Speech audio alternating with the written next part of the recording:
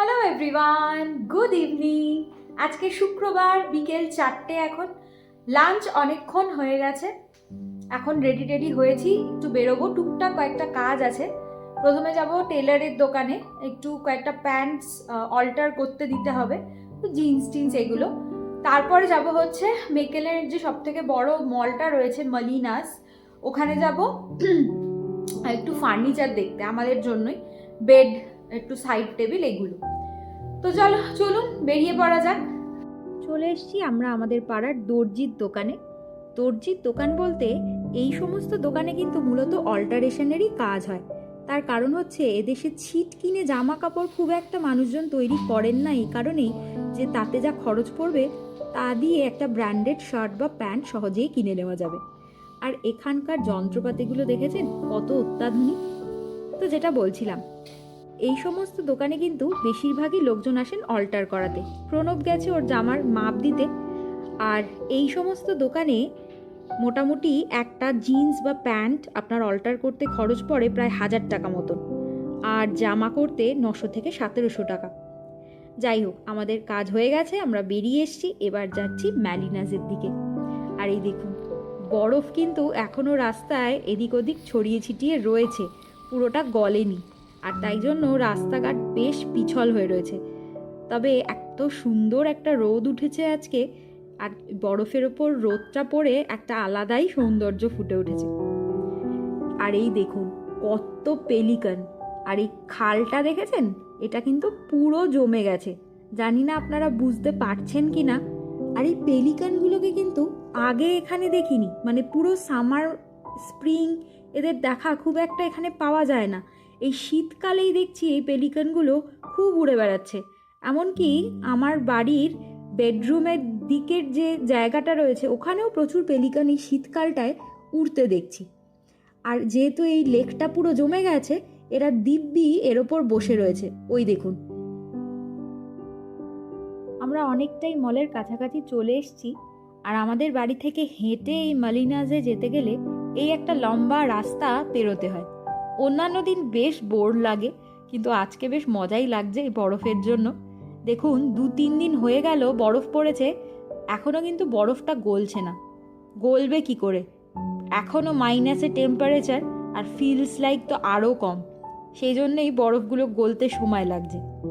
তবে এই বরফের ওপর দিয়ে হাঁটতে কিন্তু বেশ আরাম লাগছে আজকে, কারণ যে সমস্ত রাস্তাগুলোতে বরফগুলো আধখানা গলে রয়েছে সেইগুলো দিয়ে হাঁটা চলা যে এখন কী বিপজ্জনক হয়ে গেছে। একটু এদিক ওদিক হলেই দুরুম করে উল্টে পড়ার সমূহ সম্ভাবনা। তো এখানে যেহেতু ভরপুর বরফ পড়ে রয়েছে, সেজন্য এখান দিয়ে হাঁটতে কিন্তু কোনো অসুবিধা হচ্ছে না। আর দেখুন সূর্যটা ডুবছে, কি সুন্দর লাগছে দেখতে। আমরা চলে এসেছি মলে, এবার ভেতরে ঢুকবো। বাপরে বাপ, আসার পথে কতবার যে আমি বরফে পিছলেছি।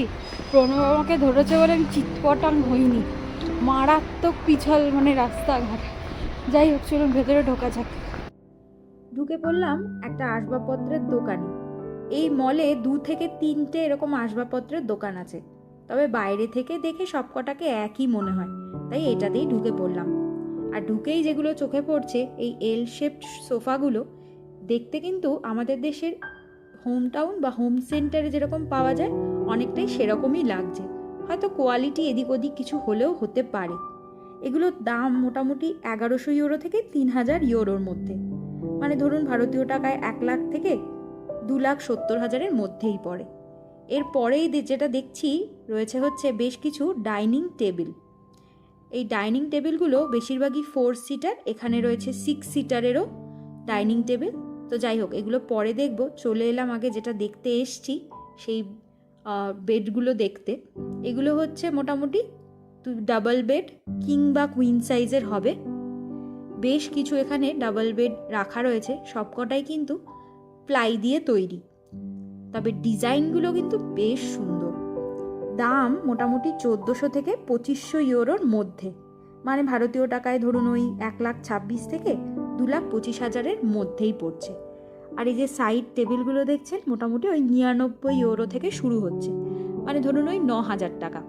আর এখানে বেশ কিছু সিঙ্গেল বেডও রয়েছে, সিঙ্গেল বেডগুলো শুরু হচ্ছে ওই ধরুন 99 ইউরো মানে 9,000 টাকা থেকে 250 ইউরো অবধি, মানে ধরুন প্রায় 22,000 টাকার মধ্যে।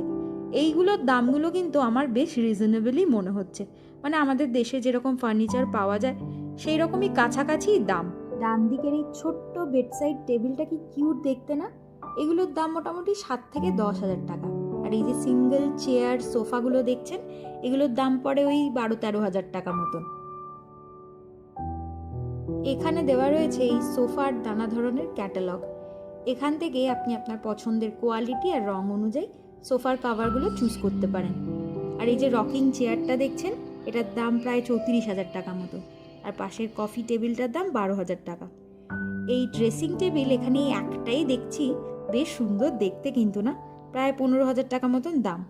আর এই যে কাঠের র্যাকগুলো দেখছেন, 34-35,000 টাকা মতন পড়বে। এই ওপরের চেস্টটা আমার বেশ পছন্দ হয়েছে, দাম প্রায় 50,000 টাকা মতন।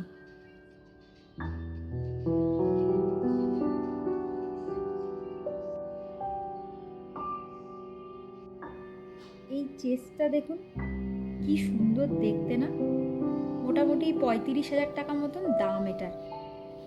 আর এই ডাইনিং টেবিলটা মোটামুটি 6 সিটার, এটার শুধু টেবিলটার দামই 28,000 টাকা। আর চেয়ারগুলো এক একটার দাম 80 ইউরো, মানে ধরুন ওই 7,200 টাকা মতন। এই টেবিলটার দাম হচ্ছে 138 ইউরো, মানে ধরুন ওই 12,000 টাকা মতন। এই গোল টেবিলটাও ওরকমই দাম, 12-13,000 টাকা। আর এই চেয়ারগুলোর দাম 60 ইউরো করে, মানে ধরুন ওই 5,400 টাকা মতন। যাই হোক, আসবাবপত্র দেখে আমরা বেরিয়ে এলাম, নেব কি নেব না পরে দেখব। আর এই ঠান্ডার মধ্যে দাঁড়িয়ে রয়েছি এখন বাস স্টপে বাসের অপেক্ষায়, জানি না কখন বাস আসবে। প্রায় মিনিট 20 অপেক্ষা করার পর অবশেষে বাস এসছে আর আমরা উঠেও পড়েছি। আর এই ঠান্ডা থেকে বাসে ওঠার পর এত আরাম লাগে, আসলে বাসের ভেতর হিটার চলে তো। মিনিট 5 লাগবে বাড়ি পৌঁছাতে। এই মিনিট 10 হলো বাড়িতে ঢুকলাম। এবার 2 কাপ কফি বানিয়ে নিয়েছি, খাবো আরামসে। বাইরে যে আজকে কি পরিমাণ ঠান্ডা পড়েছে, বাইরে -2 ফিলস লাইক -6। ওই বাস স্টপে দাঁড়িয়ে দাঁড়িয়ে না হাত পা পুরো মানে ঠান্ডায় জমে গেছে। তো যাই হোক, এবারে আরামসে কফি খাবো। আর রাত্রিবেলা রান্না করা আছে, দুপুরের লাঞ্চে ডিমের কারি বানিয়েছিলাম, তো ওটাই রাত্রিবেলা রুটি করে নেবো। আর আজকের ব্লগটাও এখানেই শেষ করছি। আশা করছি ব্লগটা আপনাদের ভালো লেগেছে। যদি ভালো লাগে লাইক, কমেন্ট আর অবশ্যই আমার চ্যানেলটাকে একটু সাবস্ক্রাইব করে দেবেন।